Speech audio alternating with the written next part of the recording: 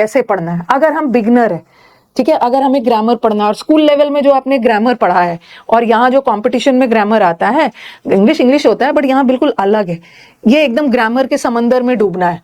Okay, school level में grammar पूछने का तरीका अलग था, बट यहाँ पे काफी अलग है। तो एक बार आपको फिर से ग्रामर की मतलब इन्स एंड आउट्स को ध्यान में रखते हुए बहुत अच्छे से ग्रामर का सिलेबस कंप्लीट करना है कि मैम ग्रामर कैसे स्टार्ट करें। ठीक है, ग्रामर को कैसे स्टार्ट करना है। तो ग्रामर स्टार्ट करने के लिए आपको क्या करना है, या तो आप यूट्यूब पे भी जा सकते हो या किसी टीचर का बैच भी ले सकते हो। ठीक है, वो सब मैं बाद में बात करूंगी, अभी मैं सिर्फ स्ट्रैटेजी पे बात कर रही हूँ। सबसे पहले आपको ग्रामर का पूरा एक बार सिलेबस कंप्लीट करना है। You have to cover each and every topic. ये भी मैं बताऊंगी, अगर आपके पास टाइम है तो ग्रामर के को कैसे करना है डिटेल में, अगर आपके पास टाइम कम है तो फिर ग्रामर को कैसे कवर करेंगे, वो सब भी हम डिस्कस करेंगे। लेकिन एक बार आपको ग्रामर का सिलेबस बहुत अच्छे से कंप्लीट कर लेना, बस एक बार। और 10 टीचर से ग्रामर नहीं करना है। ठीक है, 10 टीचर से, क्योंकि मोर और लेस सब टीचर अच्छा पढ़ाते हैं और सब टीचर आपको वही पढ़ाते हैं। तो 10 बार ग्रामर का नहीं करना है, क्योंकि मैंने देखा है बच्चों ने ग्रामर कर रखा है 10 बार, ये भी पढ़ लिया, ऐसा लग रहा है कि वो नाउन प्रोनाउन में पीएचडी करने वाले हैं। लेकिन होता क्या है ना कि नाउन का सब रूल्स पता है, ठीक है, प्रोनाउन का सब रूल्स पता है, बट जब सेंटेंस आ जाता है तो उन्हें पता ही नहीं होता है कि कौन सा रूल कैसे अप्लाई करना है। तो आपको इसमें कोई पीएचडी वगैरह नहीं करना है कि 5 टीचर का रूल्स लिख के कोई थीसिस और रिपोर्ट लिखना है। एक ही टीचर से पूरा ग्रामर का एक बार डिटेल में कर लीजिए, शॉर्टकट नहीं, एक बार डिटेल में अच्छे से कर लीजिए। जब आपका ग्रामर हो जाएगा पूरा टॉपिक वाइज, मतलब पूरा ग्रामर का आपने टॉपिक कवर कर लिया, नाउन प्रोनाउन, पहले आप पार्ट्स ऑफ स्पीच से कवर करिएगा कि कैसे पहचानेंगे कि कौन सा वर्ड नाउन होता है, कौन सा वर्ड एडजेक्टिव होता है। उसके बाद हर टॉपिक, क्योंकि हर टीचर ना अपना टॉपिक अलग अलग रखते हैं, मैं क्या करती हूँ कि मैं शुरू में सारे इंपॉर्टेंट टॉपिक्स करवा देती हूँ, जो जिससे आपको फिलअप्स में भी हेल्प मिल जाए, क्लोज टेस्ट में भी मिल जाए। तो जनरली मैं अपना पहला टॉपिक कंजंक्शन रखती हूँ। बुक्स वगैरह में देखोगे कि पहला टॉपिक में वो नाउन रख देंगे, आर्टिकल रख देंगे, बट कंजंक्शन का वेटेज बहुत, मतलब कंजंक्शन वेरी इंपॉर्टेंट टॉपिक है। ठीक है, कंजंक्शन का यूज आपका फिलअप्स में भी होता है, कंजंक्शन से आपका क्लोज टेस्ट भी सॉल्व होता है, एरर्स में तो आता ही है, फिलअप्स में आता है। फिर मैं वर्ब रखती हूँ, शुरू में सारे इंपॉर्टेंट टॉपिक्स को रख देती हूँ ताकि 70% सिलेबस जब कंप्लीट हो जाए तो बच्चा हमारा मॉक टेस्ट शुरू कर दे। ठीक है, इसीलिए मैं अपने टॉपिक्स को उसी वे में अरेंज करके रखती हूँ। तो पहले तो आप ग्रामर का एक एक टॉपिक अच्छे से क्लियर कर लेना, किसी एक ही टीचर से पढ़ना। ओके, और उसके बाद आपको क्या करना है, टॉपिक वाइज एरर्स, हर टॉपिक से ज्यादा नहीं। ठीक है, हर टॉपिक से ना ये मत सोचना कि 500 एरर्स करेंगे, उतना जरूरत नहीं है। हर टॉपिक का 500 करने की जरूरत नहीं है। आप हर टॉपिक का 100 क्वेश्चंस भी कर लोगे, that is more than enough, क्योंकि हमें अपनी सारी एनर्जी को इन्वेस्ट करना है यहाँ पे। असली प्रॉब्लम तो बच्चों को यहाँ पे होता है। ठीक है, असली प्रॉब्लम बच्चों का यहीं पे है कि मैम ग्रामर पढ़ लिया, टॉपिक वाइज एरर्स भी बन जाते हैं। ठीक है, टॉपिक वाइज एरर्स भी बन जाते हैं, बिकॉज टॉपिक वाइज एरर्स में होता क्या है ना, आपके दिमाग में एक रहता है कि अरे यहाँ तो ये तो वर्ब चैप्टर का शीट है, तो यहाँ जो भी एरर होगा वर्ब का ही होगा, यहाँ पे जो भी एरर होगा प्रीपोजिशन का होगा, या यहाँ पे जो भी एरर होगा कंजंक्शन का होगा। तो आपकी नजर वो कंजंक्शन वर्ब पे रहती है। ओके, तो टॉपिक वाइज तो बन जाता है, बट इसमें जब एरर्स मिक्स्ड आ जाते हैं तब स्टूडेंट्स को दिक्कत होती है, और एग्जाम में मिक्स्ड ही एरर्स आते हैं। लेकिन आप ग्रामर खत्म करने के बाद, हर टॉपिक को पढ़ने के बाद आप डायरेक्टली मिक्स्ड एरर्स पे नहीं आ सकते हो ना, तो आप बहुत बुरी तरह से कंफ्यूज हो जाओगे। तो पहले आपको टॉपिक वाइज करना है, और स्टूडेंट से यही बोलूंगी ना, टॉपिक वाइज का 500 1,000 नहीं करना है, हर टॉपिक का 100 क्वेश्चंस कर लोगे, आपका काम हो जाएगा। टॉपिक वाइज एरर्स को करवाने के पीछे बस एक ही पर्पस होता है, ताकि आपका इस टॉपिक वाइज एरर्स से आपका उस टॉपिक का सारा रूल्स रिवाइज हो जाए। ठीक है, और मैंने भी अपने टॉपिक वाइज एरर्स को जो भी मैं क्वेश्चंस डालती हूँ उसको ऐसा बनाया है ना, मतलब ऐसा नहीं है कि एक रूल से बार बार 5 क्वेश्चन आ गया, ऐसा कुछ 100 में मैंने बनाया है, ताकि उस 100 क्वेश्चंस में आपको ग्रामर का उस टॉपिक का सारा रूल्स रिवाइज हो जाए। ठीक है, ये कर लेना, फिर मिक्स्ड एरर्स पे आना, इसमें दिक्कत होती है। और अपने स्टूडेंट्स को बोलूंगी मिक्स्ड एरर्स बनाने के लिए अपने सोर्स को PYQs रखना। ओके, प्रीवियस ईयर क्वेश्चंस का मिक्स्ड एरर्स बनाना है। कई बार क्या होता है ना कि आप बहुत हाई लेवल का बनाना शुरू कर देते हो, नहीं बनता है, डिमोरलाइज हो जाते हैं और वहीं पे छोड़ देते हो, एकदम डिमोरलाइज होके फिर 2-3 महीने बाद आप शुरू करते हो, तो जहां से स्टार्ट किया था फिर आप वहीं पहुंच जाते हो।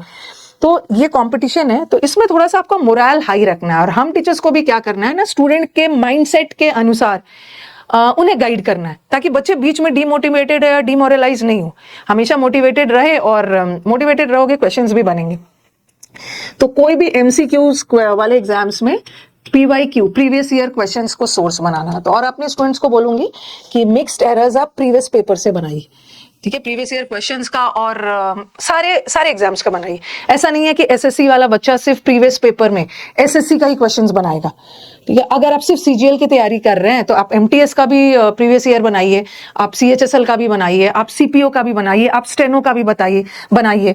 उसी तरह हमारे स्टेनो वाले बच्चे भी सबका बनाएंगे। जीडी एग्जाम्स है, डी ट्रिपल एस बी है, मतलब सारे एग्जाम्स का प्रीवियस पेपर बनाइए। बिकॉज एग्जामिनर जो है, सॉरी पेपर सेटर जो है, कहाँ से इतना क्वेश्चंस लेके आएंगे? आप देखोगे ना, उसी टाइप का क्वेश्चन सीडीएस में पूछा गया था, इस बार एसएससी में आ गया। ओके, और हमारे कई स्टूडेंट्स हैं जिसको मैंने पढ़ाया तो एसएससी था, अभी एसबीआई प्री का रिजल्ट आया, उन्होंने अपना बैंक एग्जाम भी निकाल लिया। तो जो थोड़ा सा डेडिकेशन से पढ़ोगे आपका सब एग्जाम्स निकलेगा, बस क्वेश्चन पूछने का तरीका अलग होता है। तो आप प्रीवियस ईयर बनाइए और जिस एग्जाम की तैयारी कर रहे हो सिर्फ उसका प्रीवियस पेपर मत बनाओ क्वेश्चंस, बाकी सारे का भी बनाओ। ओके, और सोर्स वगैरह मैं बना दूंगी क्योंकि ये वीडियो में सब बताने लगूंगी नहीं तो बहुत लेंथी हो जाएगा। ओके, तो ग्रामर का क्लियर हो गया। पहले टॉपिक करिए, हर टॉपिक को मतलब डिटेल में पढ़िए, उसके बाद उस टॉपिक पे 100 क्वेश्चन करिए और उसके बाद मिक्स्ड एरर्स करिए। और I can understand topic wise error बन जाएगा। मिक्स्ड एरर्स में दिक्कत होती है शुरू में, जब बच्चे बोलते हैं मैम मिक्स्ड एरर्स में तो समझ ही में नहीं आ रहा है कि यहाँ नाउन का एरर लगाएं या एडजेक्टिव का एरर लगाएं या एडवर्ब का एरर लगाएं। स्टूडेंट्स बिलीव मी, ये प्रॉब्लम सिर्फ आपका नहीं है, डिमोटिवेटेड नहीं होना, ये सारे स्टूडेंट्स का प्रॉब्लम है। और जब स्टूडेंट्स कंप्लेन करते हैं तो मैं चिल रहती हूँ, मुझे कोई फर्क नहीं पड़ता क्योंकि मुझे पता है कि जो बच्चा टिक गया क्लास में उसका तो एग्जाम निकलेगा ही। तो आपको क्या करना है ना, क्लास में आना है, चाहे यूट्यूब पे आओ चाहे पेड बैचेस लो, कोई भी टीचर से अगर आप पढ़ रहे हो। मैं इन जनरल स्ट्रैटेजी की बात कर रही हूँ। शुरू में दिक्कत होती है, शुरू में ना 20 दिन 15 दिन दिक्कत होगी, लेकिन 20-25 दिन के बाद आपको मिक्स्ड एरर सॉल्व करने का टेक्निक, क्योंकि देखो ये चीज मैं ऐसे ही नहीं बोल रही हूँ कि मैंने स्टूडेंट्स को खुद देखा है। जब बच्चे मुझसे मिलने आते थे तो मैं पहले क्वेश्चन यही करती हूँ, भाई एक कॉमन क्वेश्चन होता है कि मैम हमारा एरर्स बनता नहीं है। मिक्स्ड एरर्स में समझ ही में नहीं आता है कि कौन सा रूल लगाए, यहाँ नाउन का रूल लगेगा, एडवर्ब का लगेगा, एडजेक्टिव का लगेगा।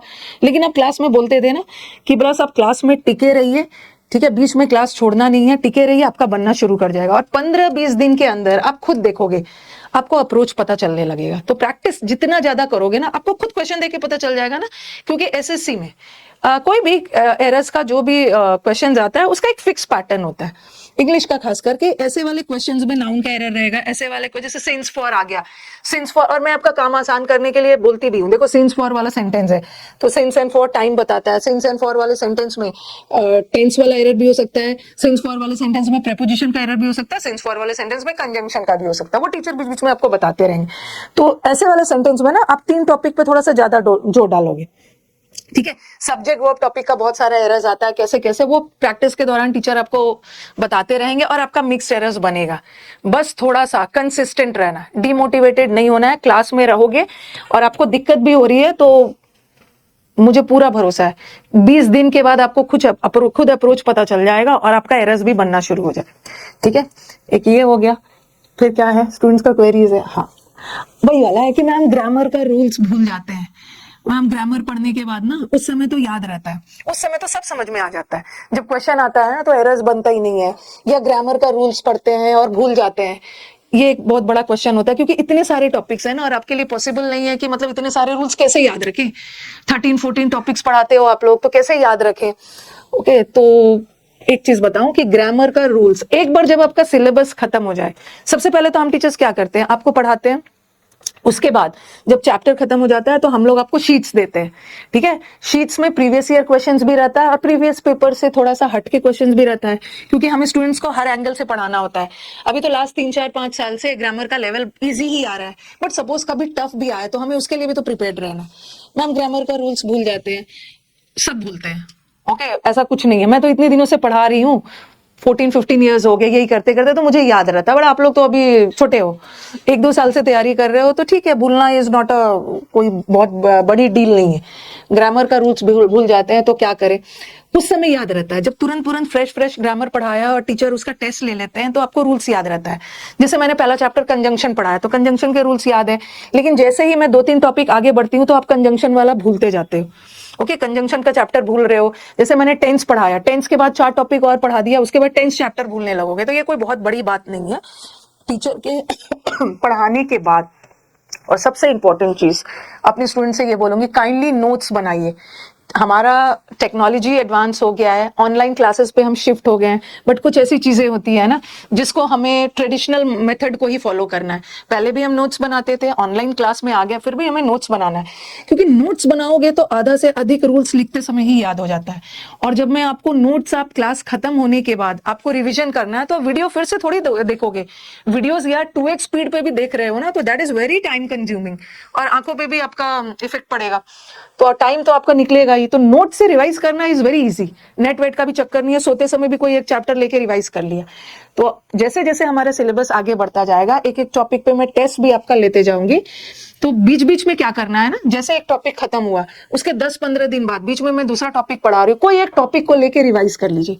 ओके, जैसे मैंने कंजंक्शन पढ़ा लिया, उसके बाद मैंने 3-4 टॉपिक्स और पढ़ा दिया, तो 3-4 टॉपिक्स पढ़ाने के बाद जो पहला चैप्टर कंजंक्शन है, एक बार उसको रिवाइज कर लीजिए। उसको रटना नहीं है, बस रिवीजन करते रहिए। और रिवीजन, नोट्स का रिवीजन मुझे नहीं लगता है ना, एक बार पढ़ने के बाद ओके, बीच बीच में एक बार और रिवाइज कर लेंगे, 2 बार में आपको रूल्स याद हो जाएंगे। और उसके बाद जिस दिन आप प्रैक्टिस के लिए आओगे ना, उसके बाद आप एक दिन ऐसा आएगा ना, फिर आपको नोट्स पलट के देखने की जरूरत ही नहीं पड़ेगी। ठीक है। तो टीचर के पढ़ाने के बाद पूरा सिलेबस खत्म, जब तक टीचर सिलेबस खत्म कर रहे हैं, अब ऐसा नहीं है कि टीचर सिलेबस पूरा खत्म कर ले उसके बाद हम फिर से एक बार नोट्स रिवाइज करेंगे। इतना तो टाइम होता ही है कि एक बार आप अच्छे से पढ़ लेते हो ना, तो जो सेकंड रिवीजन होता है वो जब बहुत ज्यादा टाइम टेकिंग नहीं होता है। ठीक है, सेकंड रिवीजन तुरंत हो जाएगा, आपके नोट्स में सब लिखा रहेगा, फटाफट पेज पलट पलट के एक बार देख लेना।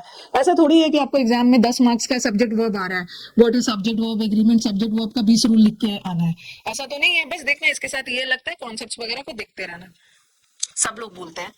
ठीक है, बस एक बार रिवीजन करना है टीचर के पढ़ाने के बाद। बीच बीच में जिस दिन भी आप अच्छा फील करे, एक दिन टेंस टॉपिक उठा लीजिए, किसी दिन दूसरे वीक में कोई और टॉपिक उठा लीजिए, रिवीजन करना है ताकि आप रूल्स को नहीं भूलोगे। और जिस दिन आप प्रैक्टिस करने लगोगे, जिस दिन आप मिक्स्ड एरर्स की प्रैक्टिस क्लासेस में आना शुरू करोगे, यू विल फील कि अब तो नोट्स रिवाइज करने की जरूरत ही नहीं है।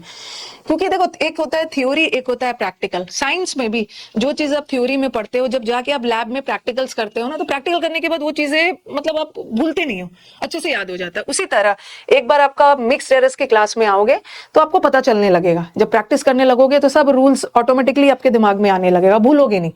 तो एकदम रूल्स में अगर परफेक्ट होना चाहते हो, एक बार टीचर के पढ़ाने के बाद एक बार अपने से भी रिवाइज कर लीजिएगा, रिवीजन में बहुत ज्यादा टाइम नहीं लेने लेगा।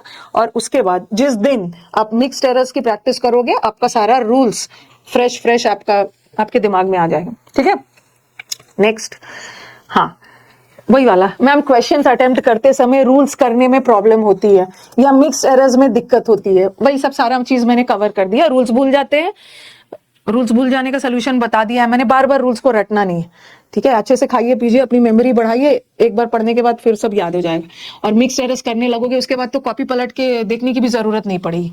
वो क्या आपको बार बार रिवीजन मांगता है, बट ग्रामर का रिवीजन 2 बार में आपका हो जाएगा। एक बार मैं पढ़ाऊं, एक बार आप अपने से करना। ओके, मिक्स्ड एरर्स की क्लास में लगातार रहोगे या खुद भी प्रैक्टिस करते रहोगे तो मिक्स्ड एरर्स बनना शुरू हो जाता है।